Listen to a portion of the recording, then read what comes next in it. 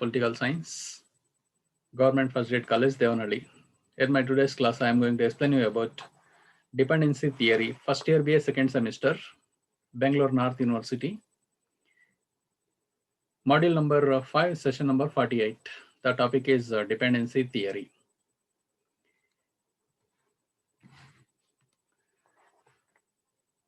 ನಾನು ರಾಜ್ಯಶಾಸ್ತ್ರದ ಸಹಾಯಕ ಪ್ರಾಧ್ಯಾಪಕ ಡಾಕ್ಟರ್ ಎಸ್ ಸಮೀರ್ ಪಾಷಾ, ಸರ್ಕಾರಿ ಪ್ರಥಮ ದರ್ಜೆ ಕಾಲೇಜು ದೇವನಹಳ್ಳಿ. ಇಂದಿನ ತರಗತಿಯಲ್ಲಿ ನಾನು ಬೆಂಗಳೂರು ಉತ್ತರ ವಿಶ್ವವಿದ್ಯಾಲಯಕ್ಕೆ ಸಂಬಂಧಪಟ್ಟಂತಹ ಪ್ರಥಮ BA ದ್ವಿತೀಯ ಸೆಮಿಸ್ಟರ್ನ ರಾಜ್ಯಶಾಸ್ತ್ರದ 5ನೇ ಚಾಪ್ಟರ್ನಲ್ಲಿ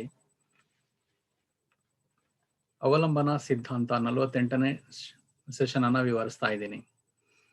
ಅವಲಂಬನಾ ಸಿದ್ಧಾಂತದ ಅರ್ಥ: ಈ ಸಿದ್ಧಾಂತವು ಸೈದ್ಧಾಂತಿಕ ವಿಚಾರಗಳನ್ನು ಅವಲಂಬಿಸಿದ್ದು ಕಾರ್ಲ್ ಮಾರ್ಕ್ಸ್ ರವರ ಬಂಡವಾಳಶಾಹಿ ವಾದಕ್ಕಿಂತ ಮುಂದೆ ಹೋಗುತ್ತದೆ.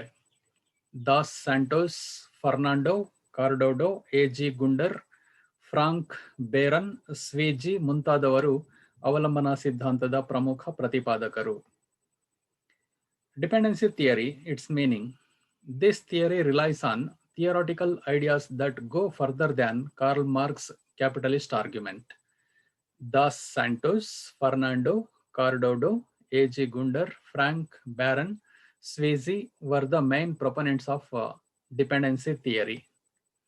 ಅವಲಂಬನಾ ಸಿದ್ಧಾಂತವು ಅವಲಂಬಿತ ರಾಷ್ಟ್ರಗಳ ಇಬ್ಬಗೆಯ ಆರ್ಥಿಕ ನೀತಿಯನ್ನು ಕುರಿತು ವಿವರಿಸುತ್ತದೆ. ಇಬ್ಬಗೆಯ ಆರ್ಥಿಕ ನೀತಿಯು ವಿಶ್ವ ಬಂಡವಾಳಗಾರರ ಅಭಿವೃದ್ಧಿಯ ಭೌಗೋಳಿಕ ಪದ್ಧತಿಯ ರಚನೆಯಾಗಿದೆ. ಒಂದು ರಾಷ್ಟ್ರದ ಆರ್ಥಿಕ ನೀತಿಯು ಇತರೆ ರಾಷ್ಟ್ರಗಳ ಆರ್ಥಿಕ ನೀತಿಗೆ ತಕ್ಕಂತೆ ಇರುವುದಿಲ್ಲ. ಅಂತರ ಅವಲಂಬನಾ ಸಂಬಂಧವು ಈ ಎರಡೂ ಆರ್ಥಿಕ ನೀತಿಗಳ ನಡುವಿನ ಸಂಬಂಧವಾಗಿ ಪರಿಣಮಿಸುತ್ತದೆ ಅಂತ ಹೇಳ್ಬೋದು. ಏಕೆಂದರೆ ಕೆಲವೊಂದು ಪ್ರಬಲ ರಾಷ್ಟ್ರಗಳು ಸ್ವಪ್ರೇರಣೆಯ ಮೂಲಕ ಬೆಳೆಯುತ್ತವೆ ಮತ್ತು ಅವಲಂಬಿತ ಸ್ಥಾನದಲ್ಲಿರುವ ಇತರೆ ರಾಷ್ಟ್ರಗಳ ಪ್ರತಿಬಿಂಬದಲ್ಲಿ ದೊಡ್ಡದಾಗಬಹುದು. ಅವಲಂಬಿತ ರಾಷ್ಟ್ರಗಳು ಸ್ವತಂತ್ರವಾಗಿ ಅಭಿವೃದ್ಧಿ ಹೊಂದುವುದಿಲ್ಲ, ಆದ್ದರಿಂದ ಅವುಗಳು ಶೋಷಣೆಗೆ ಒಳಗಾಗಿ ಹಿಂದುಳಿಯುತ್ತವೆ. ಅಂದ್ರೆ ಬಲಿಷ್ಠ ರಾಷ್ಟ್ರಗಳು ಅಥವಾ ಶ್ರೀಮಂತ ರಾಷ್ಟ್ರಗಳನ್ನು ಅವಲಂಬಿಸಿರ್ತಕ್ಕಂತಹ ಬಡ ರಾಷ್ಟ್ರಗಳು ಅಭಿವೃದ್ಧಿ ಆಗೋದ್ರ ಬದಲಾಗಿ ಅವಲಂಬನೆಯಿಂದ ಹಿಂದುಳಿಯುತ್ತವೆ ಅಂತ ಈ ಸಿದ್ಧಾಂತ ತಿಳಿಸುತ್ತೆ. Dependency theory describes the dual economic policy of dependent countries. The dual economic policy is the creation of the global capitalist system of development. The economic policy of one nation is not in line with the economic policies of other countries. Interdependence also becomes the link between these two economic policies. ರಾಜಕೀಯವಾಗಿ ಆರ್ಥಿಕ ಅವಲಂಬನೆ ವಸಾಹತುಶಾಹಿಯ ಮತ್ತು ಸಾಮ್ರಾಜ್ಯಶಾಹಿಯ ತುಳಿತಕ್ಕೆ ಒಳಗಾಗುತ್ತದೆ. ಇದರ ಪರಿಣಾಮವೇ ಆರ್ಥಿಕ ಶೋಷಣೆ. ತೃತೀಯ ಜಗತ್ತಿನ ರಾಷ್ಟ್ರಗಳು ಬಾಹ್ಯವಾಗಿ ಪ್ರಬಲ ಬಂಡವಾಳಶಾಹಿ ರಾಷ್ಟ್ರಗಳನ್ನು ಅವಲಂಬಿಸುತ್ತವೆ ಮತ್ತು ಅವು ಆಂತರಿಕವಾಗಿ ಅಭಿವೃದ್ಧಿ ಹೊಂದಲು ಸಾಧ್ಯವಾಗುವುದಿಲ್ಲ. ಇದರ ಪರಿಣಾಮವಾಗಿಯೇ ಆರ್ಥಿಕ ಶೋಷಣೆ. ತೃತೀಯ ಜಗತ್ತಿನ ರಾಷ್ಟ್ರಗಳು ಪ್ರಬಲ ಬಂಡವಾಳಶಾಹಿ ರಾಷ್ಟ್ರಗಳನ್ನ ಅವಲಂಬಿಸೋದ್ರಿಂದ ಆಂತರಿಕವಾಗಿ ಅವುಗಳ ಅಭಿವೃದ್ಧಿ ಹೊಂದಲು ಸಾಧ್ಯ ಇಲ್ಲ. Politically, economic dependence is undermining colonialism and imperialism. As a result, the economic exploitation of the third world countries externally relies on powerful capitalist countries and they do not develop internally. ಅವಲಂಬನಾ ಸಿದ್ಧಾಂತದ ಈ ಮೇಲಿನ ವಿವರಣೆ ಸೈದ್ಧಾಂತಿಕ ಅನುಮಾನಗಳ ಮತ್ತು ತಾರ್ಕಿಕ ಊಹೆಗಳ ಆಧಾರದ ಮೇಲೆ ನಿಂತುಕೊಂಡಿರುವುದು ಸ್ಪಷ್ಟವಾಗುತ್ತದೆ. ಆದರೂ ಆಫ್ರಿಕಾ, ಅರಬ್ ಮತ್ತು ಏಷ್ಯನ್ ರಾಷ್ಟ್ರಗಳಲ್ಲಿ ಅನುಭವ ಮತ್ತು ಜ್ಞಾನದ ಅಧ್ಯಯನದ ಮೂಲಕ ಅವಲಂಬನಾ ಸಿದ್ಧಾಂತವನ್ನ ತಾತ್ವಿಕ ಚೌಕಟ್ಟಿನಲ್ಲಿ ಜಾರಿಗೆ ತರಲಾಗಿದೆ. It is clear that this explanation of dependency theory is based on theoretical doubts and logical assumptions. Yet the theory of dependence has been brought to bear in the framework of experience and knowledge in African, Arab and Asian countries. ಅಮೆರಿಕದ ಪ್ರಸಿದ್ಧ ಲೇಖಕರಾಗಿದ್ದ Robert Cohen ಮತ್ತು Joseph ರವರು ಅವಲಂಬನಾ ಸಿದ್ಧಾಂತದ ಮುಖ್ಯ ಪ್ರತಿಪಾದಕರು ಅಥವಾ ಪ್ರವರ್ತಕರು. ಇವರು ನಾವು ಇಂದು ಅವಲಂಬನಾ ಪ್ರಪಂಚದಲ್ಲಿದ್ದೇವೆ ಎಂದು ಹೇಳಿದ್ದಾರೆ.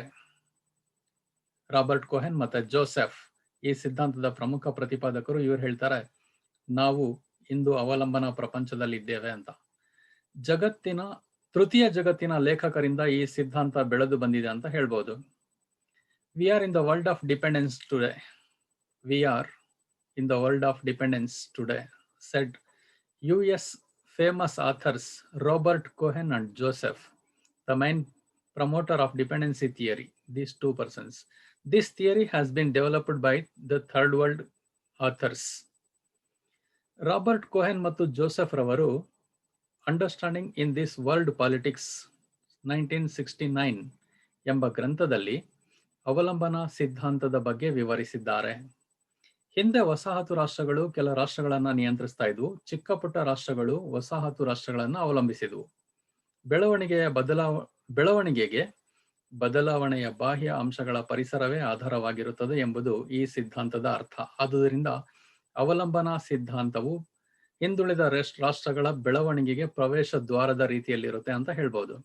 ಅಂದ್ರೆ ಹಿಂದೆ ವಸಾಹತು ರಾಷ್ಟ್ರಗಳು ಕೆಲ ರಾಷ್ಟ್ರಗಳನ್ನ ನಿಯಂತ್ರಿಸ್ತಾ ಇದ್ವು. ಅಂದ್ರೆ ಬಲಿಷ್ಠ ರಾಷ್ಟ್ರಗಳು ಕೆಲ ಬಲಹೀನ ರಾಷ್ಟ್ರಗಳನ್ನ, ಚಿಕ್ಕ ಪುಟ್ಟ ರಾಷ್ಟ್ರಗಳನ್ನ ನಿಯಂತ್ರಿಸ್ತಾ ಇದ್ವು. ಈ ಚಿಕ್ಕ ಪುಟ್ಟ ರಾಷ್ಟ್ರಗಳು ಬಲಿಷ್ಠ ರಾಷ್ಟ್ರಗಳನ್ನ ಅವಲಂಬಿಸಿದ್ವು. ಇದಕ್ಕೆ ಮುಖ್ಯ ಕಾರಣ ಬಲಹೀನ ರಾಷ್ಟ್ರಗಳು ಅಭಿವೃದ್ಧಿ ಆಗ್ಬೇಕಾದ್ರೆ ಬಲಿಷ್ಠ ರಾಷ್ಟ್ರಗಳ ಮೇಲೆ ಅವಲಂಬಿತವಾಗಿರ್ಬೇಕು ಅನ್ನೋ ಒಂದು ಸಿದ್ಧಾಂತ.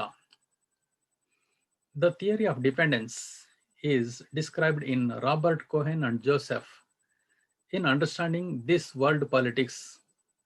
That is the book written by these two thinkers, Robert Cohen and Joseph. Previously, colonial countries controlled some countries. Smaller countries rely on colonial nations. The theory is that the environment for external factors of change is the basis for growth. Dependency theory is therefore the gateway to growth. ಕಾರ್ಡೋಡೋ ಫಾಲೆಟೋ ಅವರ Latin ಅಮೆರಿಕಾದಲ್ಲಿ ಅವಲಂಬನೆ ಮತ್ತು ಬೆಳವಣಿಗೆ ಎಂಬ ಗ್ರಂಥದಲ್ಲಿ Argentina, Brazil, Colombia, Chile, ಪೆರು, Mexico, Bolivia, Venezuela ಮೊದಲಾದ ರಾಷ್ಟ್ರಗಳ ವಾಸ್ತವಿಕತೆಯ ಬಗ್ಗೆ ವಿವರಿಸುತ್ತವೆ. ಈ ಗ್ರಂಥವು ವಸಾಹತುಗಳಿಂದ ಇಲ್ಲಿಯವರೆಗೆ ಲ್ಯಾಟಿನ್ ಅಮೆರಿಕಾದ ಬೆಳವಣಿಗೆಯ ವಿಧಾನವನ್ನ ತಿಳಿಸುತ್ತದೆ. ಕಾರ್ಡೋಡೋ ಫಾಲೆಟೋ's book Dependence and Growth in Latin America describes the reality of countries such as Argentina, Brazil, Colombia, Chile, Peru, Mexico, Bolivia, Venezuela. This treatise describes the mode of development of Latin America from the colonies to the present. Ivan ರವರ ಅವಲಂಬನಾ ಬೆಳವಣಿಗೆ ಎಂಬ ಗ್ರಂಥವು ಅವಲಂಬನೆ ಮತ್ತು ಬೆಳವಣಿಗೆಯ ನಡುವಿನ ತೃಪ್ತಿದಾಯಕ ಸಂಬಂಧವನ್ನು ವಿವರಿಸುತ್ತದೆ. ಆದುದರಿಂದ ರಾಷ್ಟ್ರಗಳು ಹೇಗೆ ಒಂದನ್ನೊಂದು ಅವಲಂಬಿಸಿರುತ್ತವೆ ಹಾಗೂ ಪರಸ್ಪರ ಬೆಳೆಯುತ್ತವೆ ಎಂಬುದರ ಬಗ್ಗೆ ಇವಾನ್ ಅನ್ನೋ ಲೇಖಕರು ಪ್ರಸ್ತಾಪಿಸಿದ್ದಾರೆ. Evans book dependent development describes the satisfactory relationship between dependence and growth. So, Ivan mentioned how nations depend on one another and themselves they grow. Ivan mentioned how nations depend on one another and grow.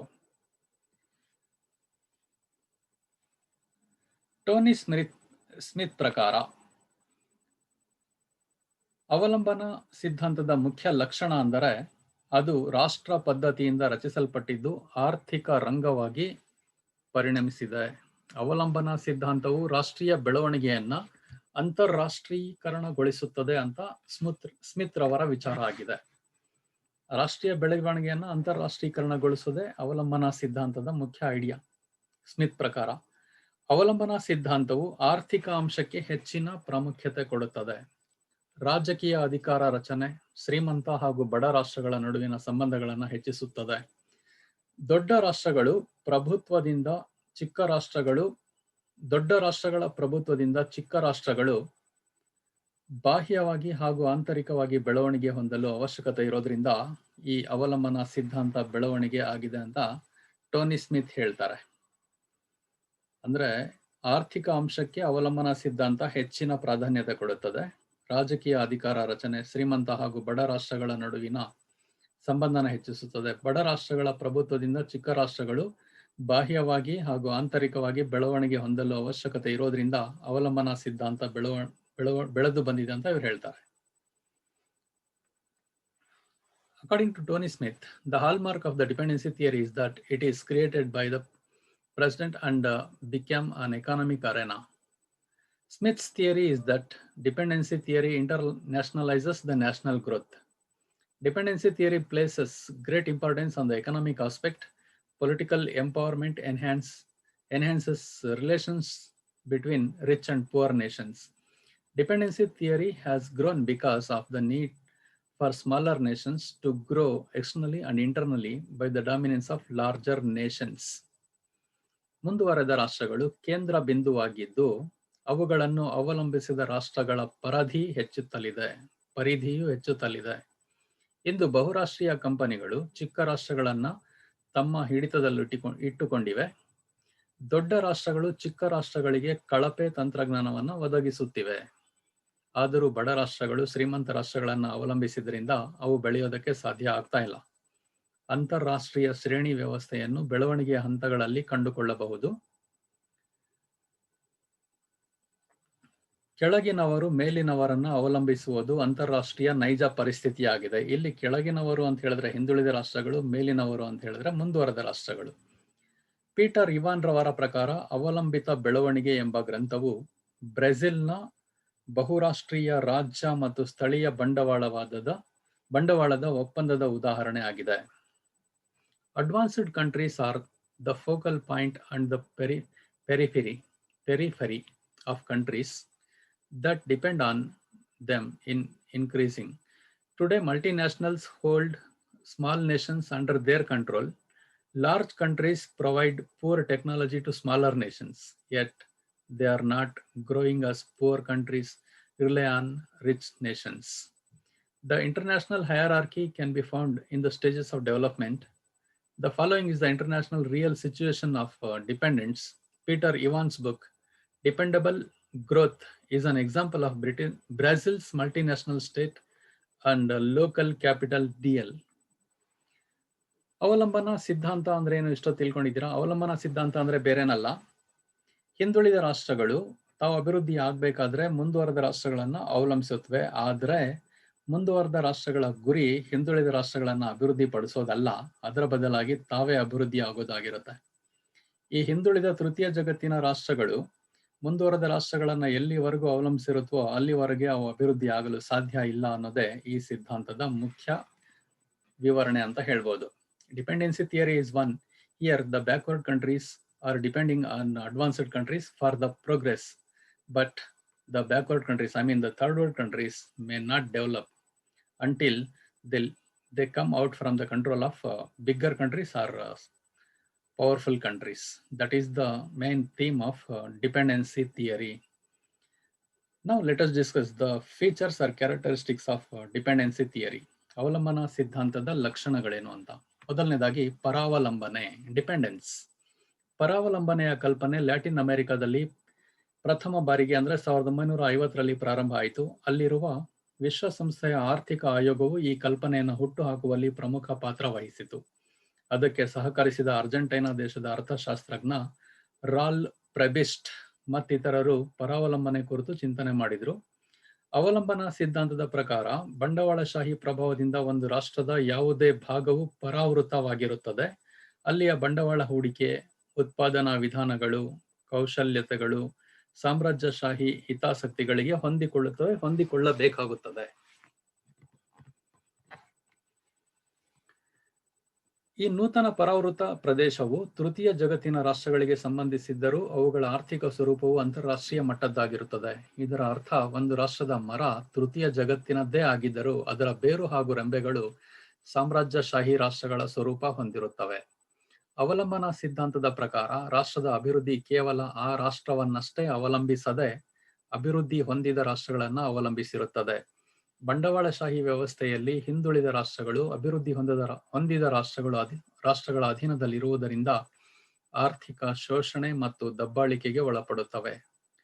ತೃತೀಯ ಜಗತ್ತಿನ ರಾಷ್ಟ್ರಗಳ ಅವಲಂಬನೆಯಿಂದ ಆರ್ಥಿಕ ವ್ಯವಸ್ಥೆಯಲ್ಲಿ ಅಸಮತೋಲನ ಉಂಟಾಗಿ ಅಭಿವೃದ್ಧಿ ಕುಂಠಿತವಾಗುತ್ತದೆ. Features of dependency theory. The first one, parasitism or dependence. The concept of parasitism or dependence first debated in Latin America in 1950. The United Nations Economic Commission there was instrumental in establishing the idea. The Argentinian economist Raul Prebest and others contemplated parasitism. According to the theory of dependence, any part of a nation is capitalized on by the influence of capitalism. The capital, the means of production, and the skills are there to suit the interests of imperialism. Although this new enclave relates to the countries of the world of the third world, their economic nature is international. This meant that the tree of a nation was in the third world and its roots and branches were in the nature of imperialist nations. According to the theory of dependence, the development of a nation depends not only on that country but on the developed nations. Under capitalism, underdeveloped nations are subject to economic exploitation and oppression. Dependence on third world countries can cause economic imbalances and impede development. ಎರಡನೇದಾಗಿ ಕೇಂದ್ರ ಪರಿಧಿಯ ವಿಶ್ಲೇಷಣೆ. ಕೇಂದ್ರ ಅದರ ಸುತ್ತಲೂ ಇರತಕ್ಕಂಥದನ್ನ ಪರಿಧಿ ಅಂತ ಕರಿತೀವಿ. ಇಲ್ಲಿ ಕೇಂದ್ರ ಅನ್ನೋದು ಬಲಿಷ್ಠ ರಾಷ್ಟ್ರ, ಪರಿಧಿ ಅನ್ನೋದು ಸುತ್ತುವರಿದಲ್ಪಟ್ಟಿರ್ತಕ್ಕಂಥದ್ದು ಹಿಂದುಳಿದ ರಾಷ್ಟ್ರ. ಅಮಿನ್, ಬಾರ್ನೆಟ್, ಮುಲ್ಲರ್, ಇಮ್ಯಾನ್ಯುಯಲ್, ರಾಡ್ನಿ ಮುಂತಾದವರು ಈ ಸಿದ್ಧಾಂತದ ಪ್ರತಿಪಾದಕರು. ಕೇಂದ್ರ ಪರಿಧಿ ವಿಶ್ಲೇಷಣೆ ಸಿದ್ಧಾಂತ. ಬ್ರೆಜಿಲ್ ಮತ್ತು ಚಿಲಿ ದೇಶಗಳ ಬಗ್ಗೆ ಅಧ್ಯಯನ ಕೈಗೊಂಡ ಫ್ರಾಂಕ್ ಎಂಬ ಅರ್ಥಶಾಸ್ತ್ರಜ್ಞನು ಕೇಂದ್ರ ಪರಿಧಿ ವಿಶ್ಲೇಷಣಾ ಸಿದ್ಧಾಂತವನ್ನು ಮಂಡಿಸಿ ಕೇಂದ್ರ ಹಾಗೂ ಪರಿಧಿಗಳನ್ನು ಕೂಡಿಸುವ ಶೋಷಣ ಸರಪಳಿ ಇರುವ ಅಂಶವನ್ನ ತಿಳಿಸುವ ಸಲುವಾಗಿ ಈ ಸಿದ್ಧಾಂತನ ಪ್ರತಿಪಾದಿಸಿದ್ದಾನೆ. ಅಭಿವೃದ್ಧಿ ಹೊಂದುತ್ತಿರುವ ರಾಷ್ಟ್ರಗಳು ಅಭಿವೃದ್ಧಿ ಹೊಂದಿದ ರಾಷ್ಟ್ರಗಳ ಜೊತೆ ಸಂಪರ್ಕ ಕಳೆದುಕೊಂಡಾಗ ಅವುಗಳು ಅಭಿವೃದ್ಧಿ ಹೊಂದುವುದು ಸಾಧ್ಯವಾಗುತ್ತದೆ ಎಂದು ಫ್ರಾಂಕ್ ಹೇಳಿದ್ದಾನೆ. ಇದು ಕೇವಲ ಲ್ಯಾಟಿನ್ ಅಮೆರಿಕಾದ ರಾಷ್ಟ್ರಗಳಿಗೆ ಮಾತ್ರ ಸೀಮಿತವಾಗಿರದೆ ವಿಶ್ವದ ಎಲ್ಲ ತೃತೀಯ ಜಗತ್ತಿನ ರಾಷ್ಟ್ರಗಳಿಗೆ ಅನ್ವಯವಾಗುತ್ತದೆ. Central perimeter analysis. Proponents of this theory are Amin, Barnett, Muller, Immanuel Radis, and Rodney.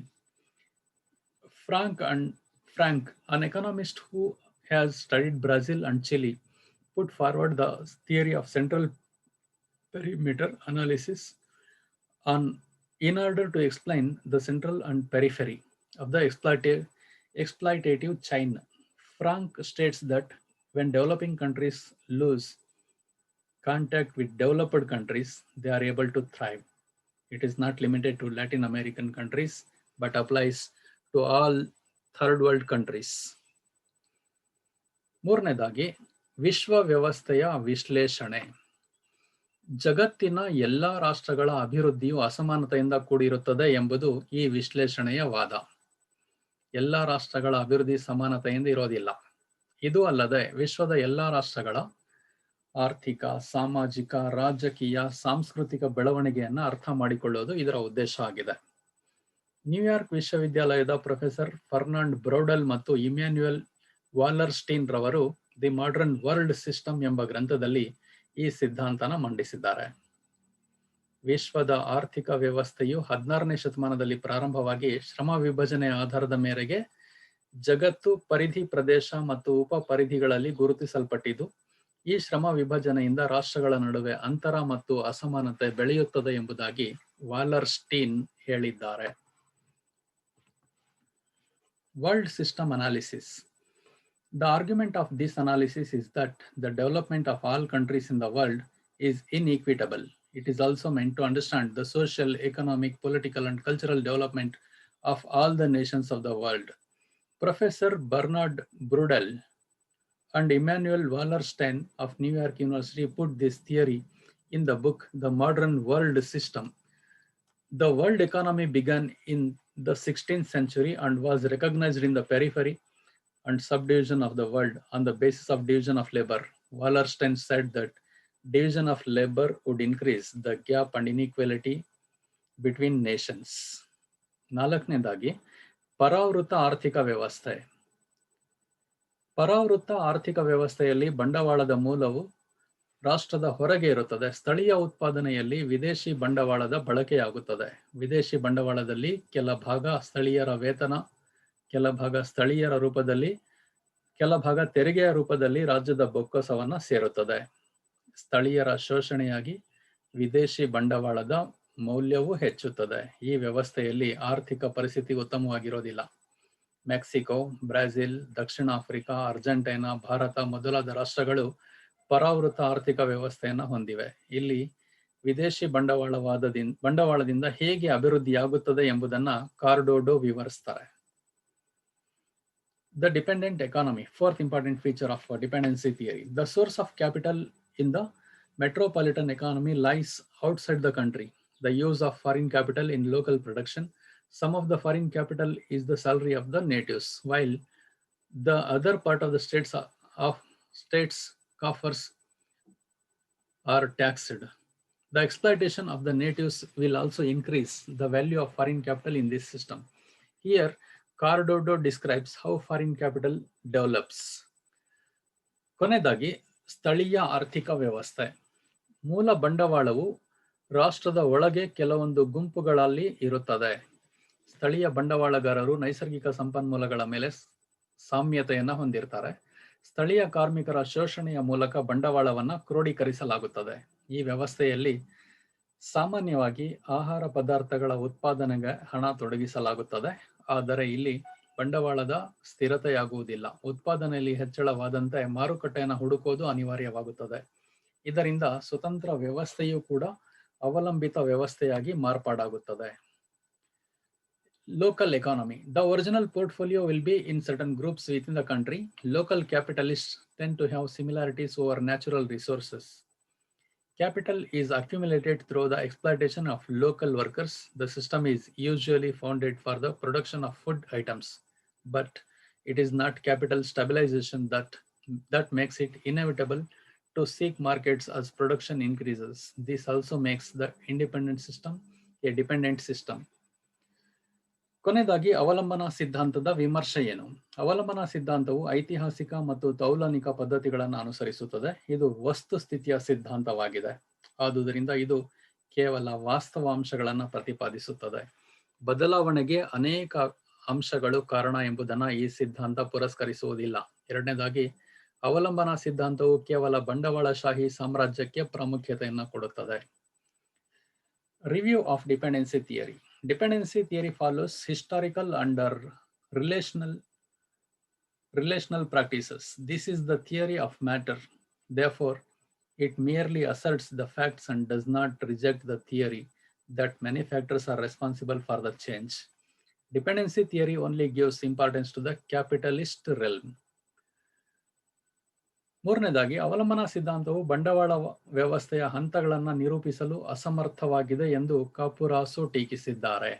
ಒಂದು ರಾಷ್ಟ್ರವು ಆರ್ಥಿಕವಾಗಿ ಹಿಂದುಳಿಯಲು ಅಲ್ಲಿ ಆಂತರಿಕ ವ್ಯವಸ್ಥೆಯ ಕಾರಣವಾಗುತ್ತದೆಯೇ ಹೊರತು ಸಾಮ್ರಾಜ್ಯಶಾಹಿ ವ್ಯವಸ್ಥೆ ಕಾರಣವಲ್ಲ ಎಂಬುದು ಅವಲಂಬನಾ ಸಿದ್ಧಾಂತದ ಊಹೆಯಾಗಿದೆ. ಇದರಿಂದ ಸಾಮ್ರಾಜ್ಯಶಾಹಿವಾದಕ್ಕೆ ಉತ್ತೇಜನ ಕೊಟ್ಟಂತಾಗುವುದರಿಂದ ಈ ಸಿದ್ಧಾಂತ ದೋಷಪೂರಿತವಾಗಿದೆ ಅಂತ ಹೇಳ್ಬೋದು. ಕಾಪುರಾಸೋ criticizes that the dependency theory is incapable of characterizing the stages of capital system. Fourth one, the dependency hypothesis is that the imperialist system is not the cause of the internal system where a nation is economically backward. This theory is flawed because it promotes imperialism. ಐದನೇದಾಗಿ, ಅವಲಂಬನಾ ಸಿದ್ಧಾಂತವು ಕೇವಲ ಅಭಿವೃದ್ಧಿಯ ಬಗ್ಗೆ ವಿವರಣೆಯನ್ನು ಕೊಟ್ಟು ಇತರೆ ಅಂಶಗಳನ್ನು ನಿರ್ಲಕ್ಷಿಸುತ್ತದೆ ಅಂತ ಟೀಕಿಸಲಾಗಿದೆ. ಆರನೇದಾಗಿ, ಕೇವಲ ಆರ್ಥಿಕ ಅಂಶಗಳ ಕಾರಣದಿಂದ ಒಂದು ರಾಷ್ಟ್ರಕ್ಕೆ ವಿದೇಶಿ ಬಂಡವಾಳ ಬರುತ್ತದೆ ಎಂಬುದು ಸರಿಯಲ್ಲ. ಅವಲಂಬನಾ ಸಿದ್ಧಾಂತದ ಮೌಲ್ಯಮಾಪನ. ಅಭಿವೃದ್ಧಿಯ ಸ್ವರೂಪ ಹಾಗೂ ವಿಧಾನವನ್ನು ವಿವರಿಸತಕ್ಕಂಥ ಅವಲಂಬನಾ ಸಿದ್ಧಾಂತವು ತೃತೀಯ ಜಗತ್ತಿನ ರಾಷ್ಟ್ರಗಳಿಗೆ ನಿರ್ದೇಶನ ಕೊಡುವಲ್ಲಿ ಸಮರ್ಥವಾಗಿದೆ. ಈ ಸಿದ್ಧಾಂತವು ಟೀಕೆಗಳಿಗೆ ಒಳಗಾಗಿದ್ದರೂ ರಾಷ್ಟ್ರಗಳ ಪರಸ್ಪರ ಅಭಿವೃದ್ಧಿಗಾಗಿ ಅವಲಂಬನೆಗೆ ಪ್ರಾಮುಖ್ಯತೆಯನ್ನು ಕೊಟ್ಟಿರುವ ಈ ಸಿದ್ಧಾಂತ ಅಂತಾರಾಷ್ಟ್ರೀಯ ಸಂಬಂಧಗಳನ್ನು ಹಮ್ಮಿಕೊಳ್ಳಲು ಪೂರಕವಾಗಿದೆ ಎಂಬುದನ್ನು ಅಲ್ಲಗಳೆಯುವಂತಿಲ್ಲ.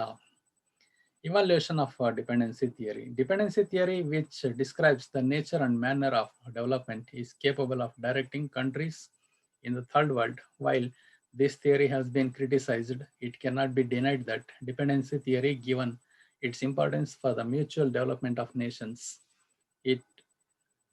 is complementary to international relations. ವರ್ಗ ಪ್ರಭುತ್ವದ ಕಾರಣ ಬಡ ರಾಷ್ಟ್ರಗಳು ಶ್ರೀಮಂತ ರಾಷ್ಟ್ರಗಳ ಸಾಮಾಜಿಕ ಆರ್ಥಿಕ ರಚನೆಯಿಂದ ಸರಿಯಾಗಿ ಬೆಳವಣಿಗೆ ಹೊಂದುವುದಿಲ್ಲ. ಅವಲಂಬನಾ ಪರಿಸ್ಥಿತಿಯು ವಿದೇಶಿ ಬಂಡವಾಳದ ಮೇಲೆ ದುಷ್ಪರಿಣಾಮ ಬೀರುತ್ತದೆ. ಆದುದರಿಂದ ಶ್ರೀಮಂತ ರಾಷ್ಟ್ರಗಳನ್ನು ಅವಲಂಬಿಸುವ ರಾಷ್ಟ್ರಗಳು ಬೆಳವಣಿಗೆ ಆಗೋದಿಲ್ಲ. ಉದಾಹರಣೆಗೆ, ಸ್ಥಳೀಯ ಕೈಗಾರಿಕೆಗಳು ವಿದೇಶಿ ಕಂಪನಿಗಳಿಂದ ಸುತ್ತುವರಿಯಲ್ಪಟ್ಟಿರುತ್ತವೆ. Due to class rule, poor countries do not develop properly from the social and economic structure of wealthy nations. The dependency situation has negative impact on foreign capital. It does not develop countries that depend on rich countries. For example, local industries are surrounded by foreign companies. ರಾಜ್ಯವು ವರ್ಗ ರಚನೆಯ ಕಾರ್ಯದಲ್ಲಿ ತೊಡಗಿಸಿಕೊಂಡಿರುತ್ತದೆ. ಈ ಯೋಜನೆಯನ್ನು ಕಾರ್ಯಗತಗೊಳಿಸಲು ರಾಜ್ಯವು ಅಂತಾರಾಷ್ಟ್ರೀಯ ಕಂಪನಿಗಳ, ಸಾರ್ವಜನಿಕರ, ನೌಕರಶಾಹಿಗಳ ಮತ್ತು ಶ್ರೀಮಂತರ ಜೊತೆಗೆ ಹೊಂದಾಣಿಕೆಯನ್ನು ಕುದುರಿಸುತ್ತದೆ. ಇವಾನ್ ರಾಜ್ಯದ ಬಗ್ಗೆ ಹೀಗೆ ಮೌಲ್ಯಮಾಪನ ಮಾಡಿದ್ದಾರೆ: ರಾಜ್ಯವು ಸ್ಥಳೀಯ ಮತ್ತು ವಿದೇಶಿ ಬಂಡವಾಳದ ಜೊತೆಗೆ ಮಾಡಿಕೊಂಡ ಹೊಂದಾಣಿಕೆಯಾಗಿದ್ದು, ಮೂರನೇ ಭಾಗಿದಾರನಾಗಿರದೆ ಕೇವಲ ಬಂಡವಾಳದ ಪ್ರೇರಕವಾಗಿರುತ್ತದೆ. The state is involved in the work of class formation. To implement this plan, the state is compromising with international companies, public employees, and local elites. Ivan evaluated the state as the state's compatibility with local and foreign capital is not just a third party, but a motivator of capital. ಅವಲಂಬನಾ ಬೆಳವಣಿಗೆಯ ಪ್ರಾಮುಖ್ಯತೆ ಪರಿಣಾಮಕಾರಿಯಾಗಿಲ್ಲ. ರಾಜ್ಯದ ಕಂಪನಿಗಳಿಂದ ಸ್ಥಳೀಯ ಮತ್ತು ವಿದೇಶಿ ಬಂಡವಾಳದ ನಡುವೆ ಸಮತೋಲನ ಪರಿಸ್ಥಿತಿ ಉಂಟಾಗುತ್ತದೆ. ಇದಕ್ಕೆ ಲೇಖಕರು ಬ್ರೆಜಿಲ್ ದೇಶವನ್ನು ಉದಾಹರಣೆಯನ್ನಾಗಿ ಕೊಟ್ಟಿದ್ದಾರೆ. The importance of dependency development is not effective. A balanced situation arises between local and foreign capital from state companies. The authors give an example of Brazil. Thank you. This is the meaning, features, and evaluation of dependency theory. Thank you all.